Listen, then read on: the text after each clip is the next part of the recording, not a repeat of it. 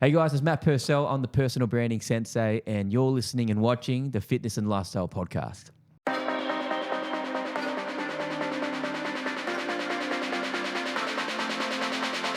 Welcome to the Fitness and Lifestyle Podcast. I'm your host, Danny Kennedy, and I'm here to help you become the very best version of yourself.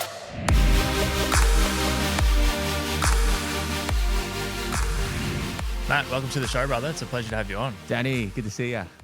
Mate, Jay-Z once said, I'm not a businessman, I'm a business man. How important is it for everyone to focus on their personal brand? Like, is it something that everybody should be focused on, or is it only if you have a product, a service-based business, a brand that you're trying to build? And how much emphasis do you put on with your clients in regards to building that personal brand? 83% of millennials don't trust ads that come from the company that make them. 83%. So millennials are aged around 20 to 40. Mm-hmm. So if your age bracket, your target audience is around that, you need to be asking, what do they need to see to be able to trust you and buy from you? And N-Tribe stats said that 90% of people have a skepticism about influencers. Mm-hmm. So just people like a hired hand saying, here's a product, buy it because I simply said so. No one buys that shit. Yeah. Like it's no, you can't trick me. Buy it because I said so and because I'm getting paid heavy cash. Yeah, that's it. That's it. It's like sponsored post. Yeah. Oh, this person must be trustworthy. Like, what the fuck? So I look at behavior in the data, and I look at as a consumer myself, and looking at all the clients we work with, the best performing content that cuts through to consumers on a B2B level or a product level is generally founder-led content, or I'd like to call it a chief content officer, someone who can be the face of your brand. Mm-hmm. And I'm encouraging businesses to start investing more time in training someone in-house to be the face for their company. Okay. And I think if you're going to invest in an influencer, there's exceptions to the rule. Like definitely the ones that live and breathe that type of value rather than being a mercenary for hire. And I'm assuming more of a long-term partnership, you could say. So then there's some consistency and continuity between their content and your brand, and not just the once-off, chuck up a post for me once every 12 months type thing. Yeah, I think that's the pro of a founder-led one, or someone who's within, or a contract-based with someone like who can be, attached to it, who embodies the values. Because there are issues where if you have someone who's the front of your business and they leave in 4 months, that's problematic. Because I was following. Yeah. Wasn't that brand known by Danny, and now he's gone. Mm-hmm. Okay, that's interesting because at the moment, right, like we had a chat before we hit record before around Unify and how we've recently launched the supplement company. And coming into it, my vision was, okay, I'll leverage my personal brand and network to build it in the early stages, and then ideally I want to detach myself from the company itself. Is that a mistake? No, I think it's fine. So you're going to be giving credibility in lending all your experience and brain to this thing, Unify, right? That otherwise would be taking a long time to be able to get to that point of being trusted. And what is this thing? Like Logan Paul with Prime right now is a great example. Do you think he's going to sell that and have a problem with him? No, he will probably sell that and still be part of the marketing and still be consulting and all that to it.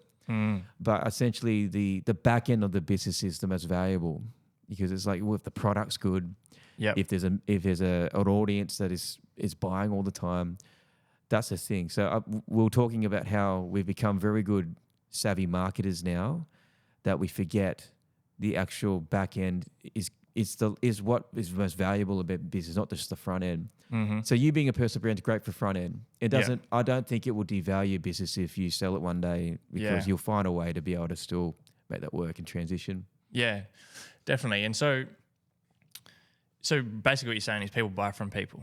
Right? People don't buy from brands. Like even Amy and I were talking about it before. And so what do you feel like is the emphasizing building their personal brand at the moment? How do we go about it? Is it constantly adding value? I know, like even in the world of sales and selling and stuff, there's always the conversation around how much you should be giving and how much you should be asking and stuff like that. And so what are those? What is that foundation, I guess, for really building that personal brand? Is it just being authentic to yourself and just opening up and I guess becoming quite vulnerable with what you're sharing with your audience? Like, what are those focus points for people to really leverage and build their personal brand? I talk about building personal brands like houses, and I have a model called the House of Personal Branding, and it's the same steps that I take to work with celebrities and CEOs all the way to the top of the roof, which is the top level. And the bottom level people need to focus on is the most invisible part, which is your message and your strategy. So when you look at building a house, do you know how much, like you tell me, bro, like how much do you think a blueprint costs from an architect to build a house? Like what percentage do you think of the budget would be just for lines on a piece of paper? Oh, mate, I have no idea. Oh, I would imagine quite a lot. It's a lot, actually. Like I've got a mate who's one of my close mates. He's an architect, master's degree. He's built a lot of big commercial buildings. I asked him, mate, how much does it cost to build? How much does it cost to be able to get you to design my house? It's like, well, 8 to 12% of your construction build. I'm like, if I got $1 million, I'm paying you 80 to 100 grand on just lines on a piece of paper. I'm walking away with a PDF, a CAD drawing. He's like, Matt, yeah, but like, get this. That informs the entire build. It informs everyone else. If you don't have that, how are you going to build it? You're going to build it from as he goes, and there's going to be things falling apart. You go, oh shit, I should have put this here. I should have thought about it before I did it. Yeah. And that's the value of it. So with personal branding, you've got to know things like your niche and your story. It's your expertise, where you're currently at, where you got to currently earn, where you got to earn to be able to build your receipts up. And that's what makes you unique. That's the uncopyable part of you. Because if you skip that and go straight to publishing content or putting yourself out on stages, you're just going to be a cheap copy of everyone. You're just going to look like a Lego house, which is just a project home. And that's what most people are looking like. If you're copying the leader, you're just creating an echo chamber online of the same. And you're only reminding everyone of the leader. All your marketing efforts actually serve them, not you. Yeah, because that's you're interesting. copying that. Yeah, I like that. And so on that then, I'm assuming there's merit then in delaying the process, I guess, of sharing that content and actually putting as much time as possible into the, you know, as you said, building, I guess, the floor plan before you then go out and start implementing. And so I feel like with marketing in particular, the reason why a lot of people are using it is to try and build as quickly as possible, right? And so is there merit in actually delaying the time frame of when you're expecting to see that growth and results for the benefit of actually having the foundation there and getting really clear on what you're actually trying to build? I think it's really important that people understand the difference between brand and marketing. And marketing is how you ask the girl out on the date. Branding is why she would say yes. So branding is long-term. Advertising is like what her friends think about you before she makes the decision. Yeah. So there's a lot of associations that need to be built to create a great brand over time. Brand takes time, a longer runway to be able to be a good brand. Like Apple have a lifetime customer value that's so worth billions of dollars. So they don't need to get, when they get a new client, they're not going to be starting from zero next month because that new client's going to buy whatever product comes out the following 6 months. That's a great business. But clever marketing about good branding is that you're like, I got a new client last month, but as soon as they finished up, I have to get a new client.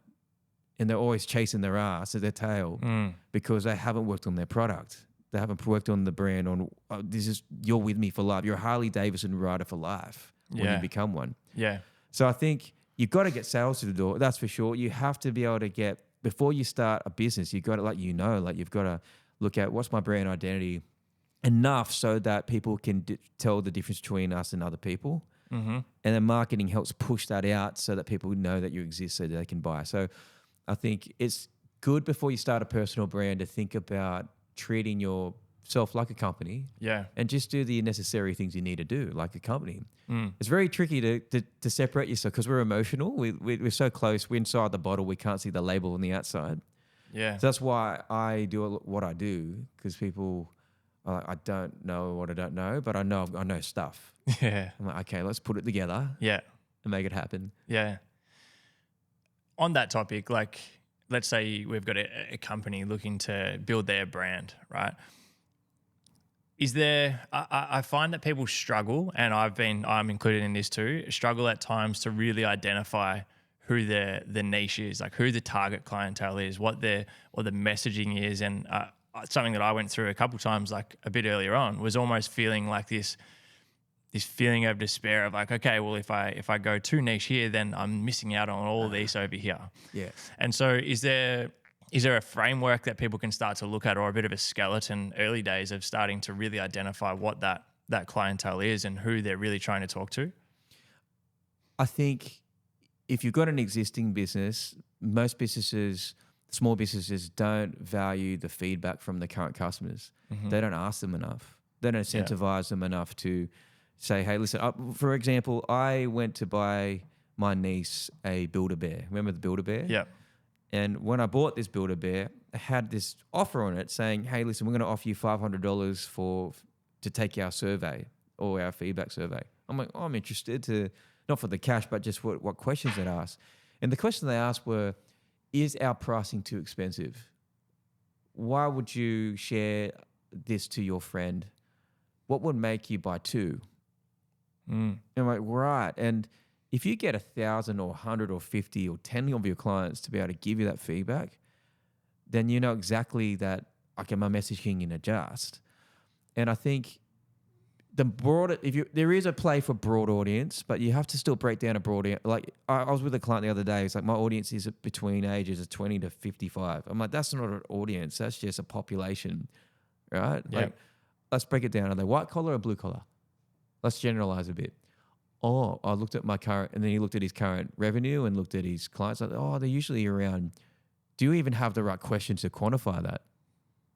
That's why, like, when you get sales, it's great to know if there's any way digitally e-com to know where they come from and all that stuff, so you can create those avatars. He's like, oh, actually, it's blue collar. I go, why are you talking white collar then?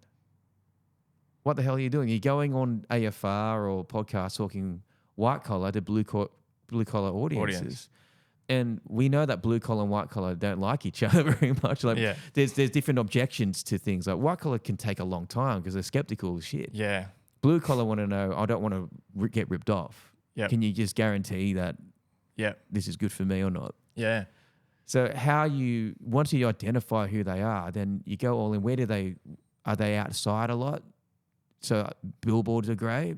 Like, I'm not opposed to traditional advertisement if your client is seeing that all the time. So for blue collar, it's like that.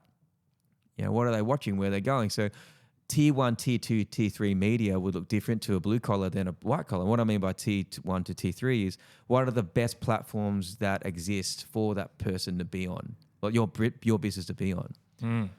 So as blue collar, it might not be that. It might, if they're like into things like Bunnings, might be a great place to advertise. Yeah.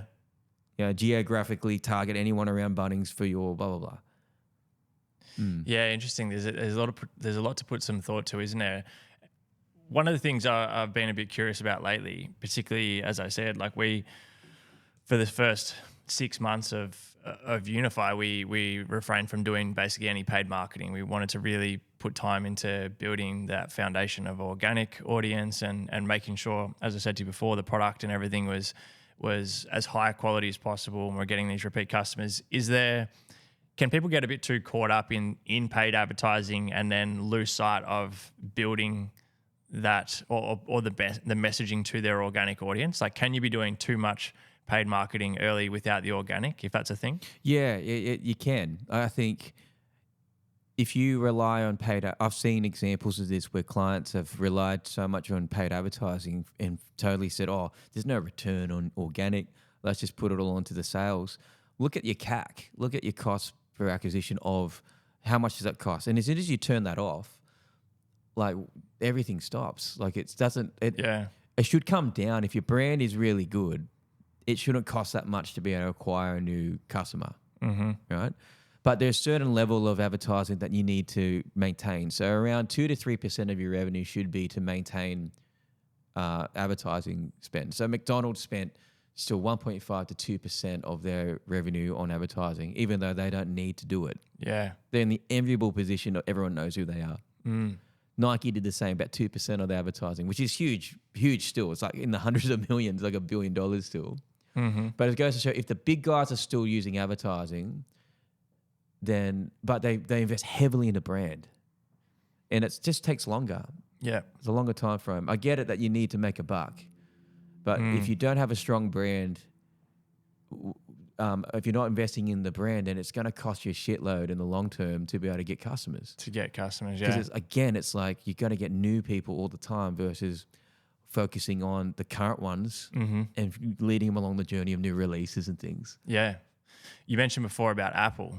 Do you feel like if Steve Jobs wasn't part of that equation, that Apple does as well as what it's doing now? Oh, I think the big brands always have a person. Walt Disney. Yeah. Richard Branson. Yeah. Bill Gates. Elon. Like I'm talking from 50, 60 years ago. We're talking not just recent times. These guys, there's always a man, like a messenger, involved with these big guys because with Richard Branson, people knew about Branson at one point more than Virgin. So what was good for Branson was good for Virgin. And that's the cool thing. Like I think if you can attract people to yourself, it only benefits the biz. If that's the reason for it. Yeah. If it's just for fame, then so what? Like what's that? There's plenty of people with followers on social media that, in my view, I don't have any respect for in the business world because they haven't built shit with it. You've got to in my framework, I always say that there's relevance and credibility. So someone could have relevance, have heaps of followers, but they have no credibility because they haven't built shit. You go and marry at first sight and get heaps of followers, or maybe not, but whatever. I'm like, well, it's only respectful and credible if you use that towards something to build. Correct. The Inspired Unemployed Boys did that. Yeah. Fantastic job at attaching relevance to front-facing for the beer company. Yeah. That's really, really smart. But you can be credible but not relevant. So you can be Yeah, that's it. there are plenty of Aussies out there that are actually more successful than the known ones that are invisible. And they're credible. They've built like multi-$100 million businesses, but no one's lining up to see them. Yeah. And I've been thinking about this lately. It's because until social media happened, there's no reason why you should justify talking about yourself at all. Why talk about it? I just want to be a good business owner. I just want to earn my profit and go home. Yeah. But if you walk up to someone in the street today with a camera and an iPhone like people do and be like, hey, justify marriage, they're not going to have a good answer. No. Justify why you're better than someone else. They don't have a good answer for that straight away. They need an hour or friggin' 3 months to think about that answer. Yeah. Because as Aussies, we generally just live out what we think. But now that's not good enough in some ways. If your customer's behavior is changing and they require authenticity, you know, be thinking, oh shit, maybe I have to consider investing into front-facing stuff. Yeah. Yeah. Is that I'm interested, like when you're looking at certain personal brands or even companies that are building a brand, are there certain things that really stand out to you that you see and you're like, okay, this is like almost an early marker of this personal brand or company doing well in the long run?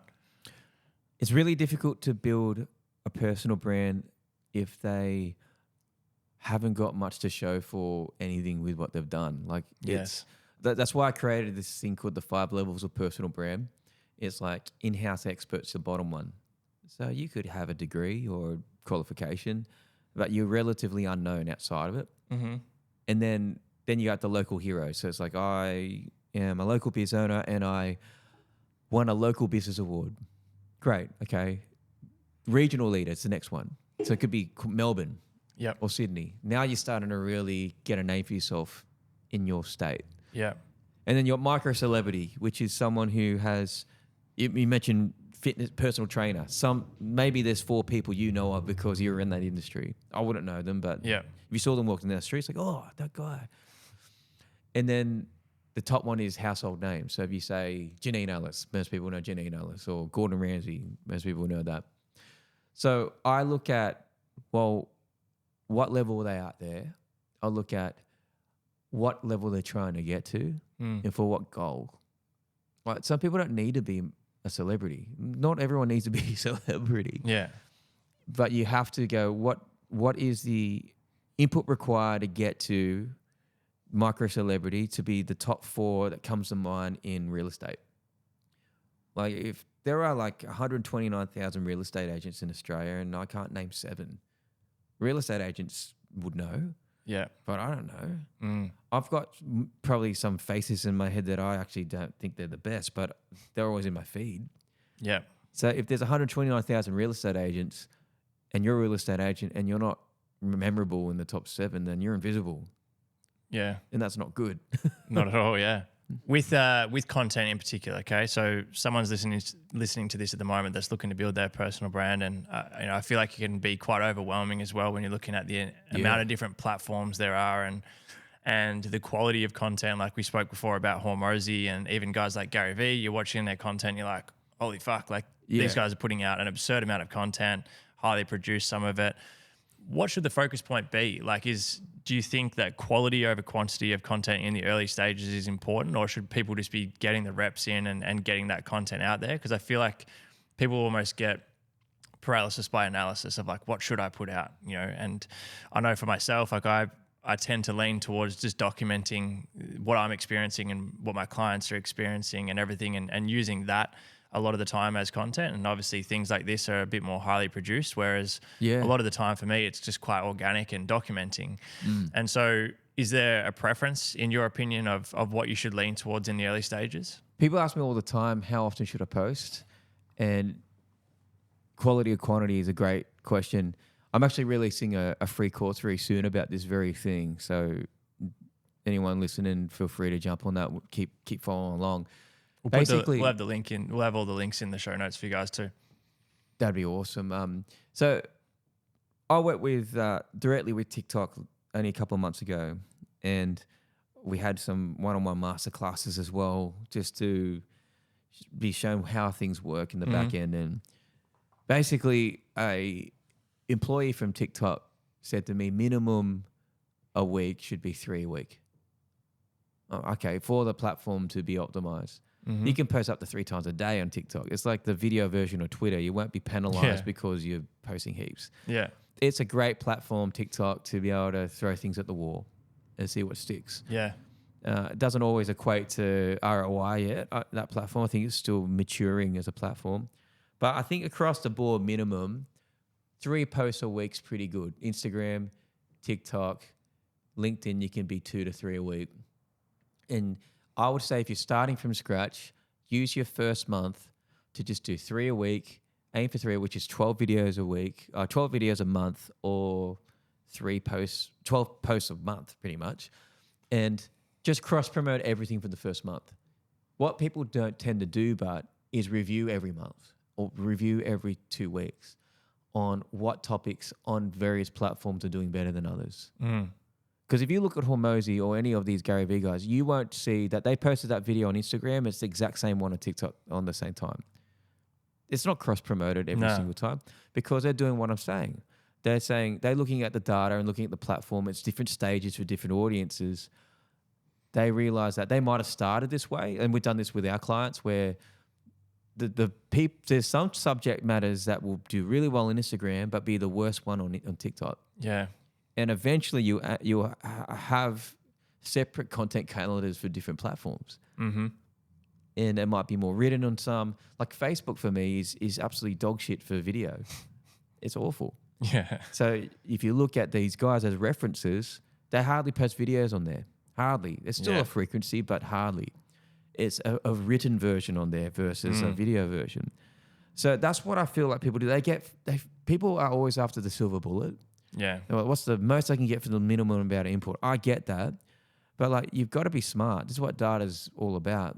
So I'd start posting everywhere as your first month, review everything and adjust and be brutally honest about that topic sucked. Like, or maybe my hooks are crap. Yeah. Spend 80% to 90% on your hook because that is when you look at the retention rate of your video, people dropping off and not even getting to 8 seconds when you've got 15 or 20-second video, then anything after that is wasting. Wasting. So you've got to make sure and it's not just a formula, it's psychology. It's what behavior people are expected to, what is news today? If it bleeds, it leads. Is it a pain point? Is it a gain point? Are we stating benefits? Are we being weird to get people in? Are we using a trend to be able to hook people in? There's a whole bunch of things. Those things will be dynamic. But essentially, frequency-wise, start with 3 a week. And I think quality over quantity to begin with is great. But like, try and do the reps in private. Try and have a team around you. These guys, Gary Vee, I met Gary Vee in 2019, D-Rock and all those guys, and he has a team of 20. Yeah. Almost he spends 80, 90 grand US a month on content. Yeah. So it's just a dumb thing to expect to keep up with that. Correct. They've got heaps of ads going as well, the A/B test things. But I will say, if you can just do simply 3 posts a week and find a person in your team who can be that sounding board. And I would say too, with our clients, they generally top up their content every month.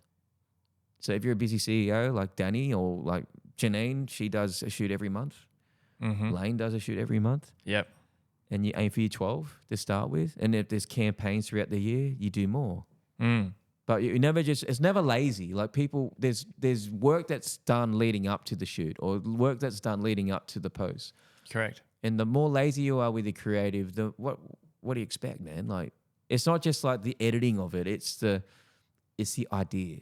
Yeah. The understanding not the importance, but the effectiveness of the hook is something that I've been really trying to lean into lately. And even just, looking at my own consumer behavior of like, okay, what videos am I drawn to?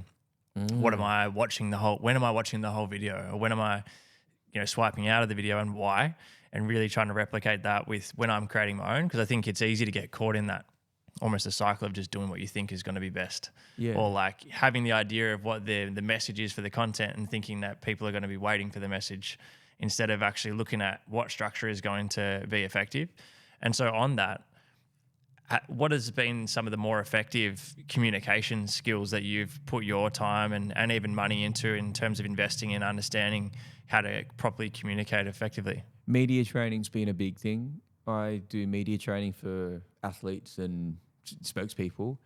And media training has been around for about 50 years, 60 years. It's the idea of broadcast, the broadcasting of there's time. There's a short amount of time and attention that you need to get your message across on. So I was on Channel 7 not long ago for some event, and that was broadcast news. So they interviewed me for 20 minutes, and I had one line get through. It's the same for the Prime Minister or the President. Yeah. So they're trained to think in the language of sound bites, quotable little summary things that will be shared there. Got it. Now, podcast is long form. You've got to have your stories and frameworks like we're doing now. That's different. But the media training helps you look at getting an opportunity and saying, how am I going to get what is the one thing I want this audience to take away from me? Because this broadcast is using me and I'm going to use it to be able to get something across. Yeah. And I will change the narrative. I'll create controversy. I will dominate this interview. Like, that's the idea when you go into it. A broadcast. Yeah. So that helps transfer over to everything. The boardroom, sales, on stage, etc. Yeah. What do you get the most fulfillment out of at the moment with everything you're doing currently? I think it's just helping people find their identity. That's always been the main core of what I do. Yeah. So I'm adopted. So no one thinks about their identity, I believe, as much as an adoptee. Because I'm from South Korea. And I look South Korean, but I'm not. Like, I've got hardware South Korean, software's Aussie, right? So I thought about my identity for a long time. I go to Korea and people go, oh, I'm like, well, I don't know what the frig you're saying. And it's like, I'm an imposter. But it's funny how, as an adoptee, someone who's thought deeply, philosophically, spiritually about identity, because I can copy your visual identity and copy your hat and your colors and your shoes and stuff, but I can't copy essentially your attributes, your experience, and your skills. That's what makes you you. one-of-one. So when I can work with a brand or with individuals in their life and say, this is what you are. And it's just using the raw content and materials that you've got, but it's like, this is how you can identify. That's true to you and it's going to serve you. That's when magic happens. That's where it's very fulfilling. Because most people don't know who they are. Like, who are you? Oh, I don't know. You need a mirror to see your own face. Like, I can't see my face without any reflection. So how the hell are you meant to find out who you are without... I think the tribe is meant to help you find who you are. Feedback. And then you can construct what you've got with that and adapt if you need to. But yeah, I think that's what makes me happy with doing what I do. Incredible. Has there been any pivotal moments for you, or maybe there's many pivotal moments for you throughout your, I guess, career in the industry that may have been a moment that didn't quite go the way you expected it, but it led you down a path that you're extremely grateful for now? Yeah, I think there's lots of failures. Whenever you meet someone who's successful, ask them this question: what did it cost you? What was the price? Was it your house? Was it your health? Was it your wife? What was it? And you'll generally find that anyone who's actually built success and not just landed on top of the mountain will have so many scars to show for it. And I remember I was 22. I started my first business. It was a bricks and mortar one. I was helping kids with music school and all that. And it was between that or buying a house. You're like, oh, I'm going to sink all my cash into a business or a house. Safe option, risky option. Went the risky option. And I negotiated I didn't know shit about anything. I was like, well, commercial leases, as people will know, it has one. It's months of bond straight up before you get a slap of paint on the wall. It's like you absolutely, they pull your pants down, slap you, and stab you at the same time while they're there. Like, it's your money's gone before you know it. Insurance, friggin'. I think I had to pay 6 months bond or something because it was a 5 or 6 year lease or something. Anyway, 6 months bond. Yeah, it was. Right. Minimum was like 3 months bond for things. Yeah. I mean, that's like thousands of dollars. Yes. Yeah. And I'm like, oh, really? This is what I got myself in. So I had a month free to get in and negotiated a month. And we got in there and I had a runway rate of that to be able to fit it all out and to get clients in there. And we marketed like crazy. And that was the first taste of hard work, real hard work. Because there's something real at stake. And when you have no other option, you do crazy stuff. You move faster than you ever worked. I didn't realize what hard work was until then. We all think we work hard. Like the barista's working hard and the hairdresser's working hard right now. So grueling jobs and standing up and all that stuff. You can say that. But when you get around that type of level, there's different levels of hard work. But there's more. I think hard work is measured by what level of I think hard work is measured by how much is at stake to you. So if I'm working hard, me working that hard because if I don't, I'm stuffed. I've got to move back home with mum. You're going to work harder than just being, I worked hard reading briefs. Yeah. It's a different hard work. Yeah, definitely. When you own it. I remember the biggest lesson around that time was when we became an NDIS provider, which is National Disability Insurance Scheme. And we had an influx of, we grew crazy, but 90% to 80% of our clients became that. And then we had a lot of theft from other providers. There was a lot of dodgy stuff going down from other people, stealing money from kids. That's just rotten. But withheld the money from us to be able to get it. So we were owed payrolls of money, and I couldn't pay for it. I tried to get, even my line of credit didn't cover what was there. So I had to eat. I was looking through my car for shrapnel.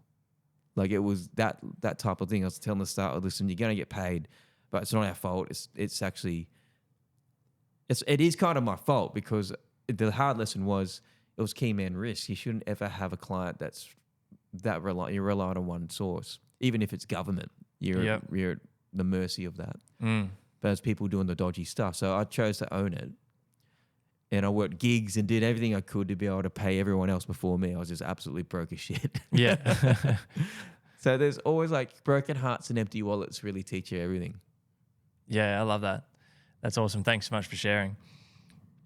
I just want to quickly go back to the personal brand thing again. You mentioned earlier around, people who are quite relevant, but also have no runs on the border. They don't even necessarily know what the fuck they're trying to build, right? It's like they've got this following, but there's nothing behind it. What do you say, or what's your advice to someone in that position that is either trying to build their following or has a following already, but has no real understanding of what they can deliver to that following? If you're trying to build your following, I'll say this, right? If you've got a lot of followers make you famous, business makes you wealthy. Mm. They're not the same. Not the same, no. I find I speak to people who like, let's say, do have that larger following, and it's come from whatever, right? Just people enjoying watching their content or whatever it may be, which is typically obviously the case, but they want something more, but they're trying to understand like what that can possibly be. Like they may feel like they have no value to offer outside of entertainment. And so again, is there any advice to someone in that position in terms of how to understand or find out what they can actually offer? Yeah. If you've got a lot of followers and you're trying to figure out how I can turn this into something that could pay the bills and be remunerated for the hard work you're getting, I think there's a couple of things you need to do. You need to start seeing yourself as a business owner, not as an entertainer. You need to see yourself, you're in the business of entertainment. Meaning fame means that people want to be you, be your best friend, or be like you. That's the celebrity effect. Now, you need to see that as an asset to brands and to places, because you may be getting much more reach than the AFR sell newspapers. Now, you need to look at it from a numbers game and see my value to someone who may pay me or partner with me is that my total reach is this across multi-platforms. It's not just reach, it's also my ability to market, my ability to sell things through my channels with this, my ability to, so have an exclusiveness, like as celebrities have an exclusiveness to them. They know that it's valuable and they may say no more than yes. So you're going to have to know what your value is to it. And your value is, can you help brands survive or thrive? Can you help them get more runs on the board or avoid stuff, right? And there's other things too. They can create a community about access to more of your entertainment.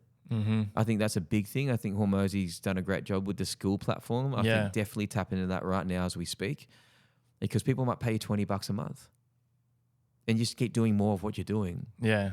And if you get 1,000 of them, or 20 a month, what's that? It's 20 grand. Yeah. Or 2 grand. Yeah, it's 20 grand, isn't it? Yeah. Yeah. So there's community based. That's great.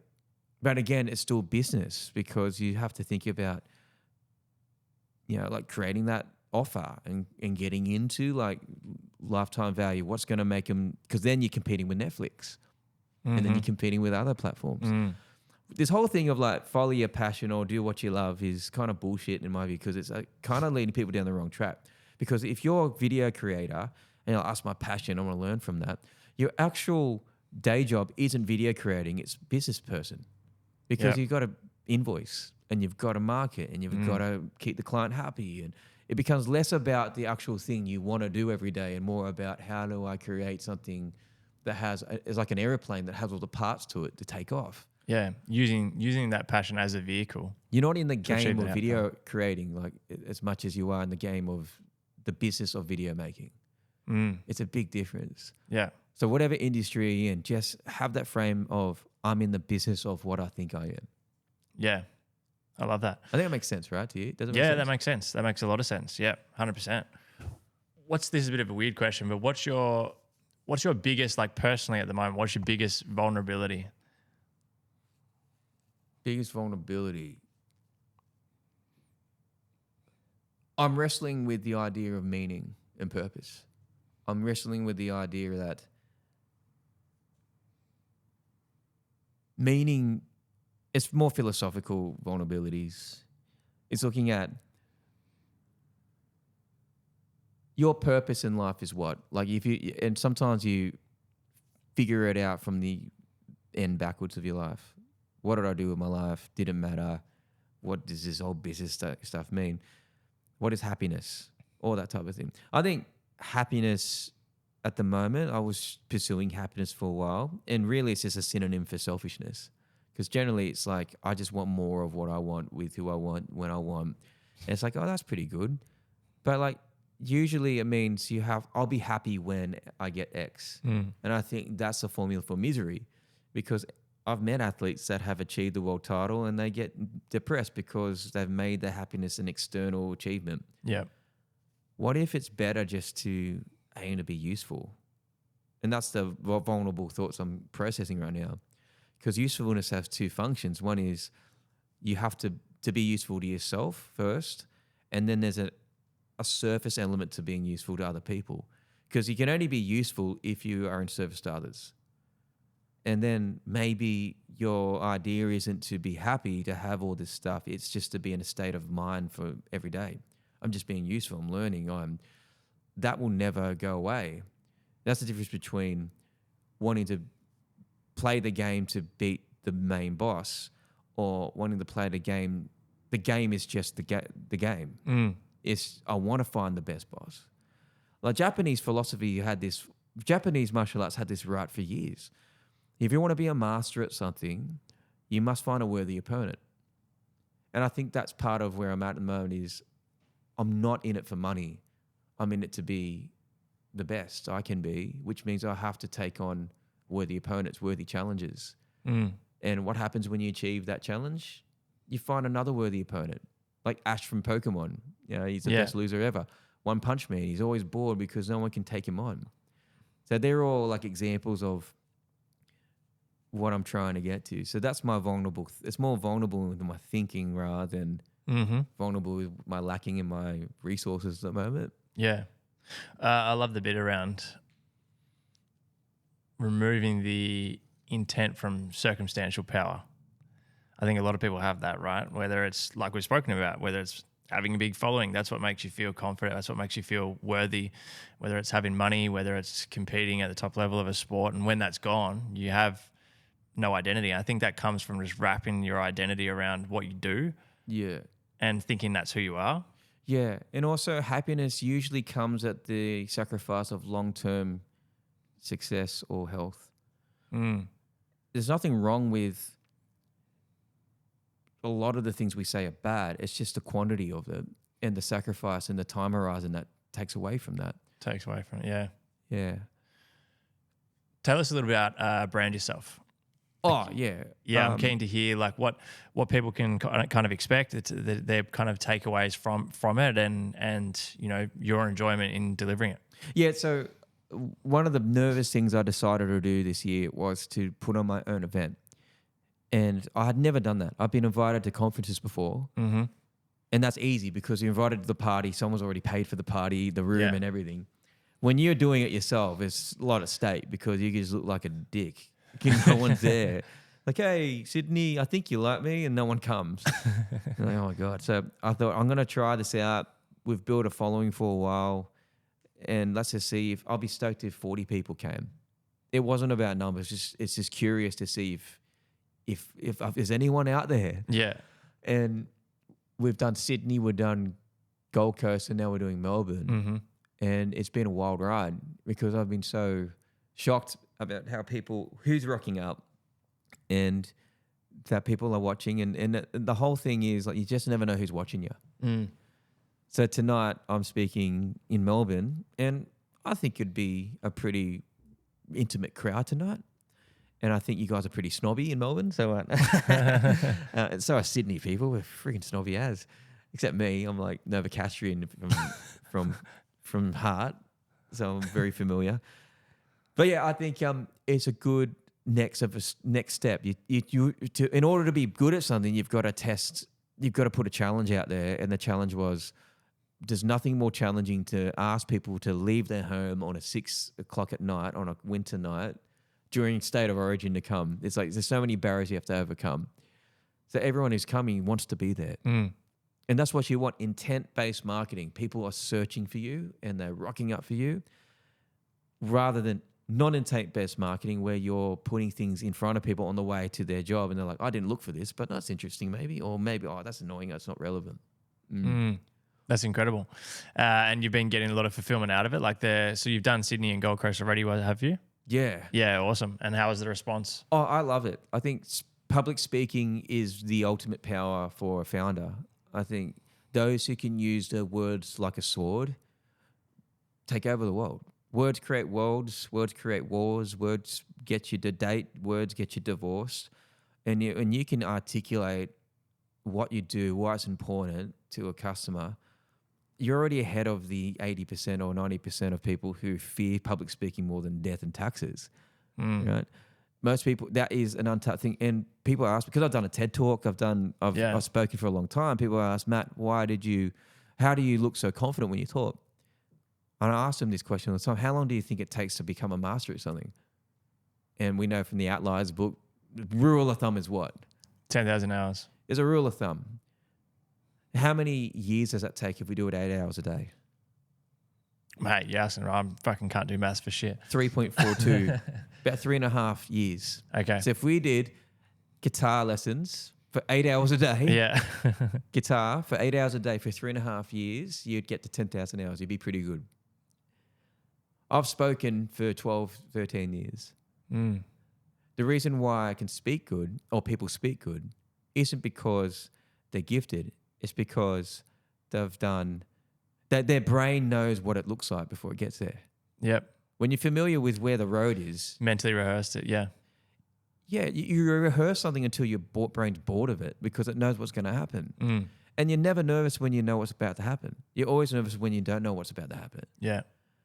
And a lot of people they say to me, this is brutal, but some people go like, I'm not good at public speaking. I'm like, no, it's not that you're good. You're just lazy.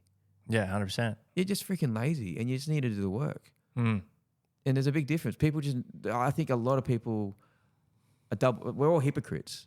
They put a lot of effort into other areas which they're really good at, and people admire from that, but they're not willing to apply that same rule to what they think they're not qualified for.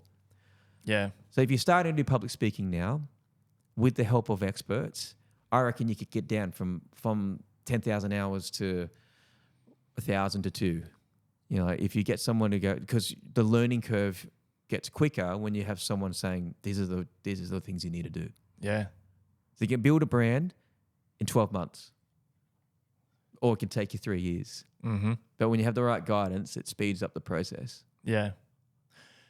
I've just got a couple more for you. I want to be mindful of your time, but what's your biggest accomplishment, or what are you most proud of so far throughout your career? It's actually not building brands is the biggest accomplishment. I guess it's being able to do things that I thought that I wasn't able to ever do. So be able to be in rooms with people that I admire, that I really look up to, is a great achievement, because it's from where I came from to where I am now. I've came from Newcastle Knights, Newcastle Jets. It's pretty cool. And the work I'm doing with kids is really great work. It's very fulfilling work with social kung fu. But I'm very proud of the person that I've become, like all the things I've overcome. That's what I'm really proud of. Like I was never called smart when I was younger. I got an asterisk for my HSC. So that was the thing they gave you when your mark was so low. They give you a symbol rather than a number. So when you get told these things about, oh, you're sharp, or that's insightful. I'm like, it's not the goal for me, but it's just funny how much you can change. Yeah. When you're willing to take on things that you didn't think you could do, and you back yourself. So an adoptee from Korea can come to Australia and freaking achieve his dreams. Anyone can do that. That's awesome. Inspiring, man. And for those that are listening or watching at the moment that have taken a lot of value, which I'm sure every single one who is watching or listening has taken plenty of value today, do people have the opportunity to come and work with you or work within kind of your inner circle at the moment, if that's something that they're really wanting to leverage? And as you said before, have someone oversee their growth in building their own personal brand or with their company at the moment? I think there's limited time, limited spots, but they can always apply and follow along, because we give a lot away for free on Yeah. socials. But yeah, I'm looking to build a community soon so we can make this accessible, because it's different for everybody. Like the plumber, the electrician, right through to the banker or the accountant. The fundamentals are the same, but the nuances are different. Only you know the nuances. So I can give you the fundamentals and the guidance, and if you practice and you're held accountable, that's what I'm building at the moment. So if they want to follow along, they won't miss out. And I just would say, don't worry about the tall poppy shit, because the reason why you're scared of putting yourself out there is because you got to admit you care what people think about you in some way. You fear of losing something. Tall poppy syndrome is this thing of, in Australia, where we're the great equalizers. If you're down and out, we'll bring you up to baseline. If you're above the mean and the median, we'll pull you down, because we believe in universal modesty. Mm-hmm. And I think the Americans have the opposite view. If you want to have Danny on anything, they'll be like, good on you, man. It's the American dream. Like, that's cool. I say change your group. If people, like the fish bowl doesn't keep the fish small. It's actually the actual food in the bowl and the quality of the environment in the bowl that makes it small. Mm-hmm. Fish can grow big. Goldfish can get this big in the right environment. It's not just the genetics. Yeah. It's not the fish bowl. And your fish bowl is the people around you's thinking. Small thinking kills big dreams. Mm-hmm. So if your ambitions outweigh the size of your city, it's not the city. Sometimes it's the lack of opportunity, the city, the size of the opportunity and the wage and all that. You got to change fish bowls. When I moved to Sydney from Newcastle, no one said my ideas were too big. Mm-hmm. In Newcastle, they did. Yeah. I've experienced something very similar. Like I grew up in country Victoria, in Horsham, country Victoria. And I speak about that a lot now, even with my clients, when it comes to conversations around mindset. It's particularly, as you said, it's the ability to think big, and it's also the ability to normalize things that you're exposed to that aren't normal at the moment. It's how can I normalize these bigger ways of thinking or living or different ways that aren't normal to me at the moment. And every time I've been able to do that, areas of my life have leveled up, or I've experienced changes which I know that I would never have experienced previously if I was never exposed to it, or as you said, like in the environment where it was encouraged and not talked down about, I guess you could say. Yeah, no idea is too big in a big city. It's just always the question I get asked is, how are you going to execute? How are you going to do that? Small people will be like, that's too big, you can't do it. They won't even entertain it. Mm-hmm. So do you have what it takes? Are you willing to pay the price? Do you have the plan? Because if we finish on this thing of 10,000 hours to master something, the one thing I've been challenged with that idea is that when you realize how long it takes to make something good, it limits how much opportunity you can take on. Mm-hmm. Focus. Like, these guys focus. The only way to achieve big things and get to the big, whatever big is, requires you to not get fucking distracted and to double down and focus. And I think shiny object syndrome, people who are marketing new products, so you just go, no, I just got to focus. I've got to just make this the best thing. I think we can get back to that simple idea. Yeah.